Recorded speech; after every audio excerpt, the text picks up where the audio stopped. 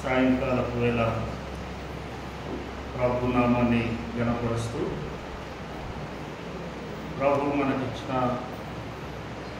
మరి యొక్క నూతన దినాన్ని బట్టి దేవుని స్తుతిస్తూ ఉన్నాం.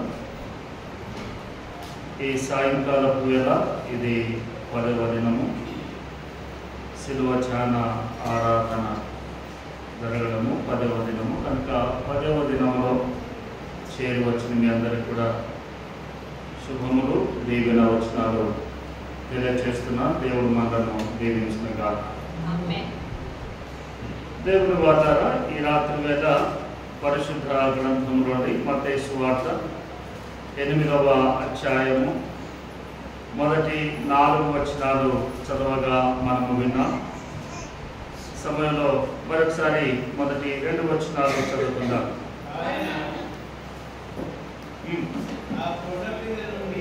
ఆయన ఆ కొండ మీద నుండి దిగి వచ్చినప్పుడు బహుజన సమూహములు ఆయనను వెంబడించెను. ఇదిగో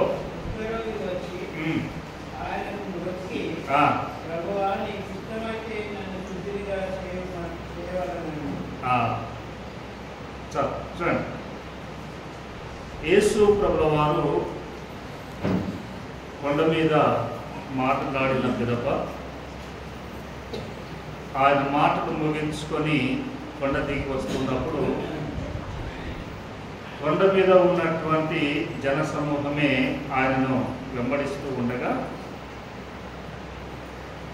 ఆ జన సమూహముల నుండి ప్రభు యొక్క మాట వినడానికి ఇచ్చేసినటువంటి వారిలో ఒకడు కుష్ఠరోగి ఉన్నాడు. ఆ కుష్ఠరోగి ప్రభు యొద్దకు వచ్చి ప్రభుతో ఇలాగంటాడు, ప్రభువా ప్రభువా, నీకిష్టమైతే నన్ను శుద్ధినిగా చేయగలవనెను. దేవుని వార్తారా, ఈ మాట కొంత మనము ఆలోచించదగినటువంటిదిగా మనకు కనబడతా ఉంది.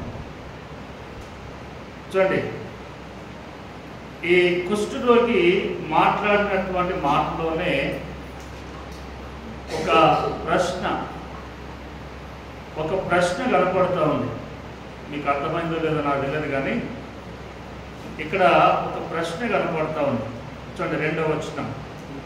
ఇదిగో కుష్ఠరోగి వచ్చి ఆయనకు మొక్కి అక్కడ అంటాడు, ప్రభువా అని కామ పెట్టాడు. కామ పెడితే ఏంటని అర్థము? ఆగు. చూడండి, ప్రభువా అని తర్వాత అంటాడు, నీకు ఇష్టమైతే, if you are willing to heal me, ఒకవేళ నీకు ఇష్టమైతే నన్ను శుద్ధినిగా చేయగలవు అనెను. అంటే ఈ కుష్ఠరోగి ప్రభువునే ప్రశ్నిస్తున్నట్టుగా మనకు కనపడుతూ ఉంది.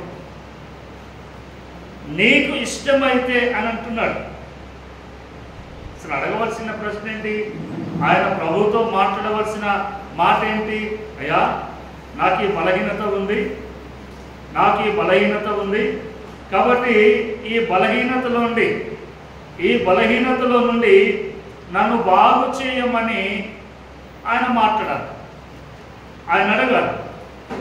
కానీ ఈ కుష్ఠరోగి ప్రభు దగ్గరకు వచ్చి మాట్లాడతాడు, నీకిష్టమైతే నన్ను శుద్ధినిగా చేయుము అని అంటాడు. నిజంగా మనము కొన్ని మాటలను చాలా జాగ్రత్తగా ఆలోచన చేయాలి. మాట్లాడేటప్పుడే మనం ప్రశ్నిస్తున్నామా, రిక్వెస్ట్ చేస్తున్నామా అనేటువంటిది మాటలోనే మనకు తెలిసిపోతుంది. ఎందుకంటే ప్రభు దగ్గరికి ఏ మనుష్యుడు వచ్చినా ప్రభువు నా దగ్గరకు రావద్దు అనేవాడు కాదు. ఎవరు వచ్చినా ప్రభు ఆయన చేర్చుకుంటాడు. అనుకో, చూడండి ఒక మాట, 6వ అధ్యాయము యోహాను సువార్త 6వ అధ్యాయము 6వ అధ్యాయము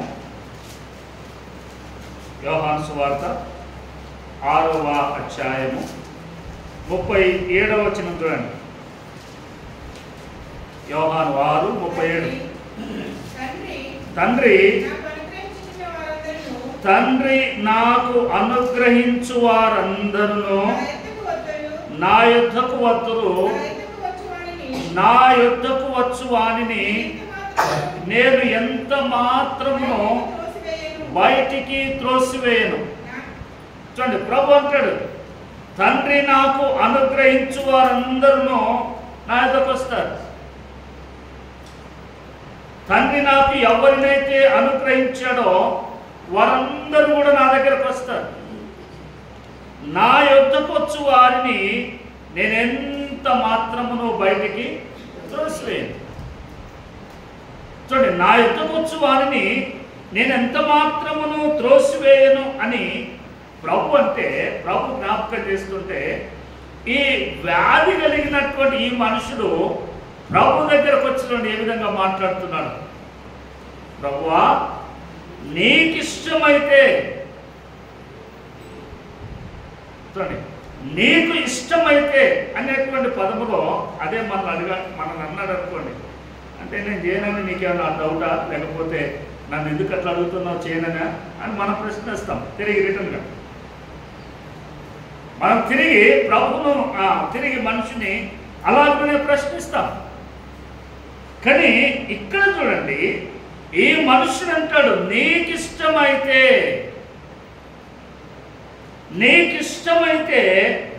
నన్ను శుద్ధినిగా చేయుము, నన్ను శుద్ధినిగా చేయుము.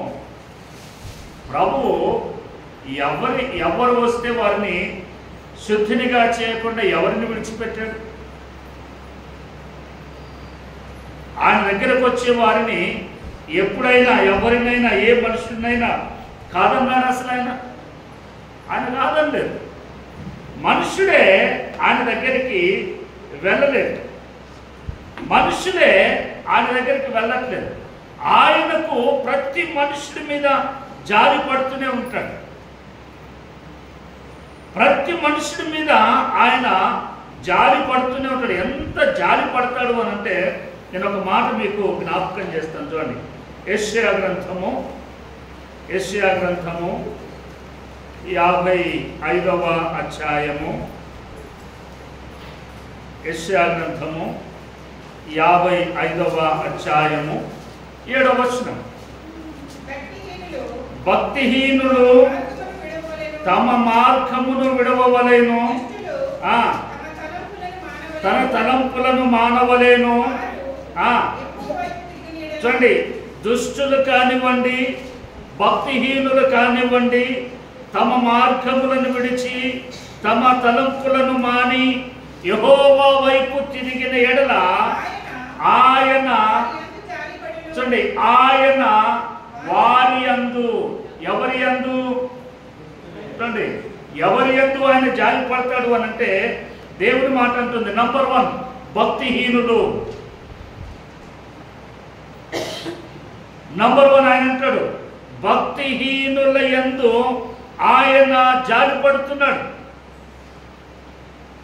రెండవది, ఆయన ఎవరి యందు జాలి పడుతున్నాడు అని అంటే దుష్టుల ఎడల. అందుకే ఆయన అంటాడు, భక్తిహీనులు తమ మార్గమును విడవవలేను, దుష్టులు తమ తలంపులను మానవలేను. వారి ఇరువురు కూడా యెహోవా వైపు తిరిగిన ఎడల ఆయన వారి యందు జాలిపడును. వారు మన దేవుని వైపు తిరిగిన ఎడల ఆయన, అట్లని ఆయన ఎంతగా క్షమిస్తాడు? బహుగా క్షమిస్తాడు. దేవుని దగ్గరకు వస్తే కొంచెము క్షమాపణ ఉండదు.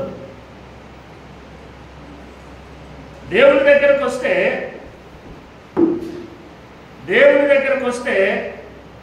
కొంచెము క్షమాపణ ఉండదు, బహుగా క్షమిస్తాడు. అందుకే ప్రభు దగ్గరికి ఒక స్త్రీ వచ్చింది. ప్రభు ఒక ఇంట్లో కూర్చున్నాడు. వారు ఏదో ముందుకు పిలిస్తే అక్కడ కూర్చున్నాడు. ఒక స్త్రీ వచ్చింది, ఏడుస్తూ ఉంది. ఏడుస్తూ ఉంటే ఆమె కన్నీళ్ళు ఆయన పాదముల మీద పడ్డాయి.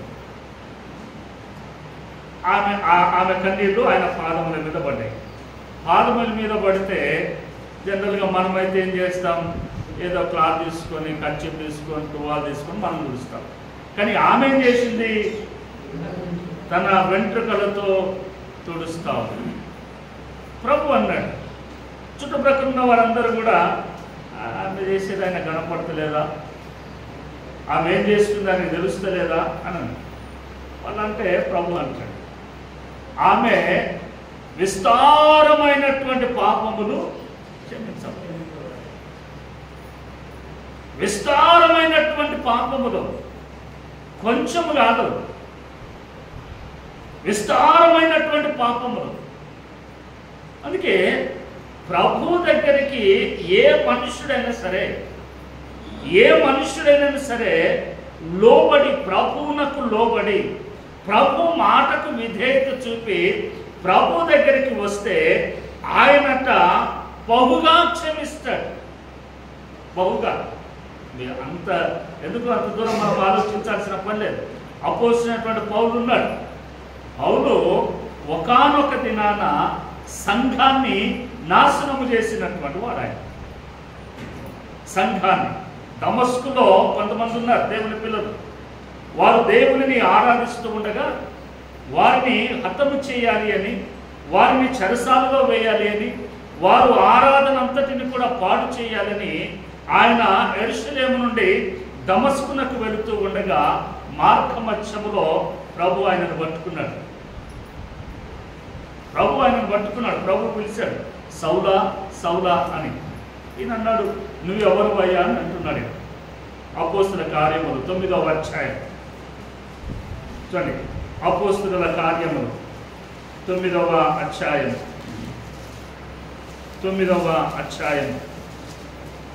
చూడండి. 9వ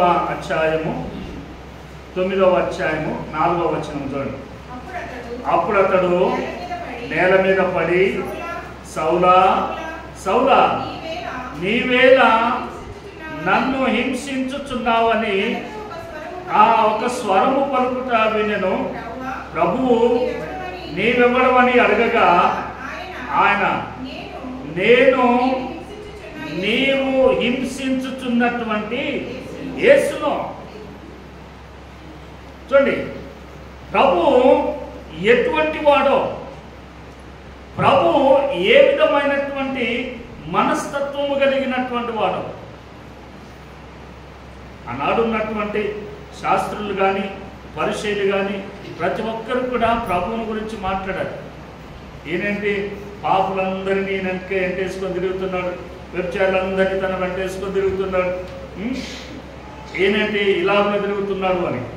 అందుకే ఆయన అన్నాడు, నేను పాపులను పిలువ వచ్చితిని కానీ నీతిమంతులను పిలువ రాలేదు అన్నాడు.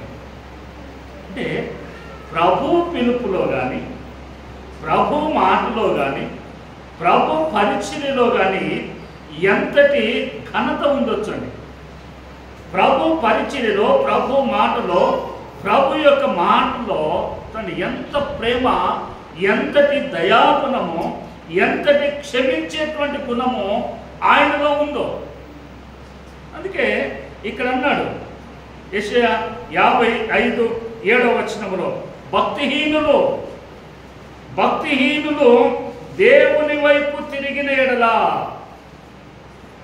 భక్తిహీనులు దేవుని వైపు తిరిగిన ఎడల, అలాగనే దుష్టులు తమ తలంపులను మాని దేవుని వైపు తిరిగిన ఎడల దేవుడు వారిని బహుగా క్షమిస్తాడు. అందుకే ఈ రాత్రి వేళ మనము క్షమించబడ్డామో లేదో తెలుసుకోవాలి. ప్రతి మనుషుడు కూడా క్షమించబడ్డామో లేదో తెలుసుకోవాలి. ఎందుకు అని అంటే నేను మీకు జ్ఞాపకం చేస్తాను, నేను మీకు తెలియజేస్తాను. ఎందుకంటే ఇది మనుషునిలో